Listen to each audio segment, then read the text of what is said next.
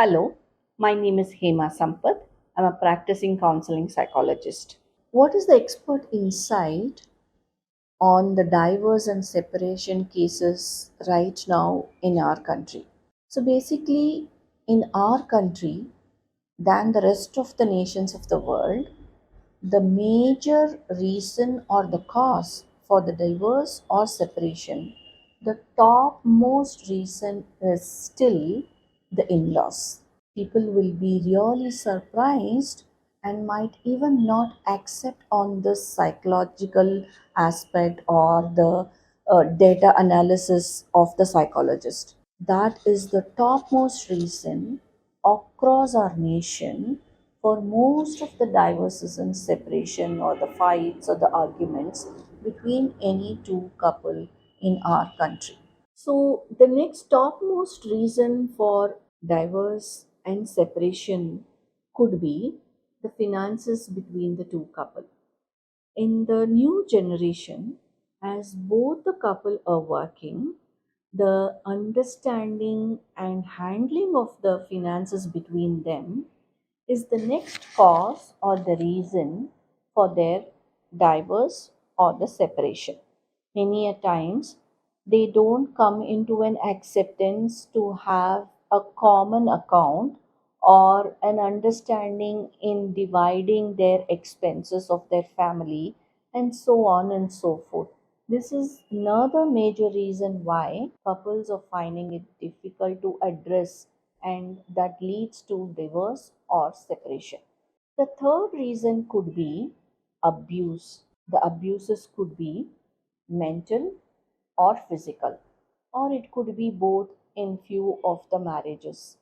This is another reason why it lands up into divorce or separation. The fourth reason could be the addiction or the behavior of the concerned spouses. It could be smoking, it could be porn, it could be games, it could be drugs, or it could be any other addictive habit which they are not able to spend the quality and the quantity of time with each other. And these habits of the one of the spouses is actually taking away the time, the caring, the understanding, respect, trust, all these things are also being wiped away by these kind of abusive or the addictive behaviors of the one of the spouses or both of them. And the next cause could be infidelity, which is the topmost cause of the world, whereas in India, it is almost the last reason why the couple or one of the spouse would choose for a divorce or a separation, because many a times the other spouse would accept and seek apology, and with which both of them will understand and agree to start back, restart and refocus their marriage or relationship, and would be ready to work their marriage. So these are the major reasons for the divorce and separation in our country. It is very unusual or very sad situation between any couple when they need to go through the divorce or the separation in their lives. And the signs with which, if we could address before even landing up into separation or divorce, or one is the consistent criticism of one of the spouses. If the one of the spouse is keep on criticizing about their body shaming, their food habit, their dressing sense, or their financial spending and saving aspects, or about their parents, one of the other parents, or comparison, all these things, if happening consistently and continuously as criticism by one of the spouses, it's a warning signal for us to address and resolve it at this stage itself before it leading to separation or the divorce. And the second sign could be the sign of contempt. Contempt is also an extension of criticism, that you are not good at all. I'm the best. I'm the right. I know everything and you don't know anything. You just shut your mouth and listen to me. And if you don't do it, you better walk out. So, if these are the words which has been repeated time and again between any couple, this is another warning signal for us to sit, discuss, and resolve between the couple for a better understanding and for a better respect. The third aspect could be defensiveness or justifying. The more and more the person is trying to negate and not ready to accept that because of me it has all happened, and I'm not ready to take the responsibility of the situation, that is another reason why I need to be warned and need to take the call to sit and resolve it. If the person is never ready to take the responsibility of what they created or what they spoke and still just trying to justify it, it is showing that I am right, I am only right, and you can never be right. You better take two steps back and just simply follow what I'm saying. If you don't, you can walk out or I will walk out. So, this is another signal which we need to be mindful and be aware to resolve it at this stage itself. And the next stage could be stonewalling, which is nothing but raising a big wall in front of each other, and it cannot be seen by others but can be experienced by the couple between themselves. That there will be a wall, and they will never be ready to sit and talk and discuss to resolve ill thing which is happening between them. They both are aware. They don't want to initiate, be responsible in initiating the conversation to resolve and address it. Instead, they choose to stonewall, raise a wall, and just live for the sake of the society and the extended family, or at times for the sake of children.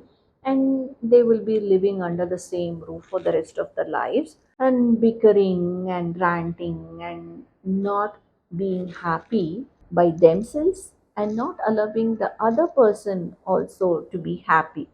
Why? Because it is your problem and not my problem. If you want to resolve it, you address it. I am not part of it and it doesn't matter to me. I'm still happy. I'm going to work. I'm able to be with my friends. I'm able to go out for a party. And all these stuffs are keeping me happy, and I don't have to resolve with you. If you want, you be here. Otherwise, I walk out, which I'm good with it. So, these are the various signs which we need to be mindful and watchful and address and take it with the family members or between the couples, or if possible go and meet a neutral professional person with whom you can share and discuss and resolve it before heading up to a divorce and a separation. In today's generation, we are hearing, watching, seeing more divorces and separations than the previous generations. Have you ever wondered, despite we're all so educated with so much of financial freedom, yet why we land up into this separation and divorce, which was not there in the previous generations? So I will not say it was not there at all, it was not in this alarming percentage. It could be due to the media coverage or due to the social media, which is being hopping everywhere, and all those things is what we feel. But the deeper psychological reason behind it could be, earlier, those generations were predominantly focusing their relationship based on commitment, and today's generation are just with the normal contributing the financial aspects. So they are ready to live under the same roof In a 50-50 relationship contract, which is just a contribution and not predominantly on commitment. So, this is one of the deeper psychological reason because of which it leads to the divorce and separation. So, what is gray divorce? As the word gray indicates, it is the silver hair period of their couple. So, when they reach out that age, after living with each other for 20 plus odd years, and the children are grown ups, and they know that their responsibilities are being delivered and taken care, and that is the period one of the couple or both the couple might choose to take the divorce for their personal growth or personal choice or for their personal freedom. So this is a new concept in our country. At the same time, it is happening here and there, which is very common in other parts of the world in the Western countries. So, all these while, both the couple were trying to protect the marriage for the sake of the children, their education, and their mental well being, and they might be going through their mental health issues, suppressing and suffocating within themselves. And when the children go out of their nest, and that is the moment they take up the initiative to separate their ways and still be there for their children and wanting to pursue their happiness and their freedom and their passion, because the other couple may not be encouraging and giving the respect of their passion. So this is something which is happening in our society right now, and it is time to address and give them their space and respect each other's space. That does not mean that earlier generations were not given the space for them to voice out loud and they were financially dependent, and that is why they were all have to accept the abusive relationship and all those things. Here now, what we are talking is about the difference between contribution and commitment, right? Just because I'm contributing 50-50 does not sound that I am committed. It says actually I am committed to 50%. So there is no 100% commitment in the relationship. I'm also contributing 50%, you are also contributing 50%. We are equal. And whatever you want, I also want. We are here only for our convenience and not for the commitment. So, I want the current generation to reflect on these two specific words and understand the meaning and importance behind it, and better work their relationship to land up into the commitment and not from the formula of contribution.